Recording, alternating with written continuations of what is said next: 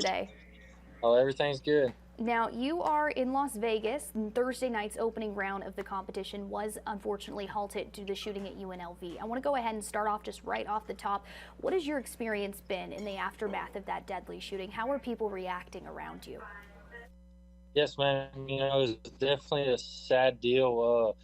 We were actually in grand entry practice inside the Thomas and Mack whenever it happened, and they all rushed us in there. And we were on lockdown for about an hour and a half. And then the news was there was a second shooter, and they made us all get on the arena floor, which I didn't think was a very good idea. But we all got on the arena floor, and the SWAT came in there and cleaned the building and all that, and then we got escorted. So it was kind of a tense moment for a little bit. But yeah, I think the PRCA did a great job.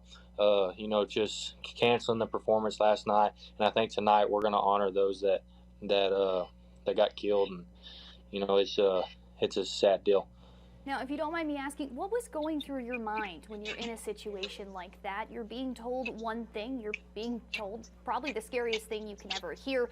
What are you thinking when you're huddling with all of your fellow athletes in that arena? The only thing I could think in my mind was this is like shooting fish in a barrel. I mean, we're all in the bottom of the arena, and the Thomas and Mack goes straight up, so it was a terrible idea. But it was pretty intense. For whenever we were on lockdown, it wasn't bad. We knew the shooter was about 3 blocks away, and then they said there was a second shooter, like I said, and they were trying to find him and all that. But whenever the SWAT got to our building, then it was like, holy smokes, this is real, But we got escorted, and everything ended up being all right. Now, let's move away from that for just a second. Now, people call this the Super Bowl of rodeo, and it may now need to be extended to fit all of the rounds necessary in. What impact do you think that's going to have on people similar to you who have to get back home to their families? Yeah, like I said, the PRCA, they did a good job. They added around. Wednesday morning is actually going to be our 6th go round. It's at 10 a.m. and then we'll still have a perf Wednesday night. So it'll still end on Saturday. So like I said, hats off to the PRCA for honoring those that got killed and got injured, and then we still get to rope 10 times for the same money. So it was good. Now let's talk about your experience. This is not your first time competing in this. How has your previous time in that arena prepared you for this year's competition? Oh, it's huge. I had a pretty good year last year, so it's just it's given me the confidence to know I can do it again. This is a new year. This is a new year from the regular season. It's all a new start, and tonight starts it out. So, I'm excited to get in there, and I'm pumped up about it. Now, you placed 13th last year, and that may not have been what you were hoping for, but it's still pretty impressive. What have you done differently this year leading up, training-wise, than you would have done last year in order to better prepare yourself for the competition this year? Yeah, for me in the off season, it's always about preparing me and getting me better. So that part didn't change. I still work on it every day on working on myself. But I kind of got to learn from last year how fast the start is, which is the barrier, the head start we have to give the calf in order so we don't break the barrier. And I learned that. So this year I was able to prepare my horse for that. So, I think this year the sky's the limit. It's going to be up to me whether I'm winning or not. And, like I said, I'm just so excited to get back in this building tonight. Now, what do you think has gotten you to this point in your career? You're only 21 as far as I've been able to tell on the internet. You're pretty young for everything that you've been able to accomplish. What has gotten you to this point in your head?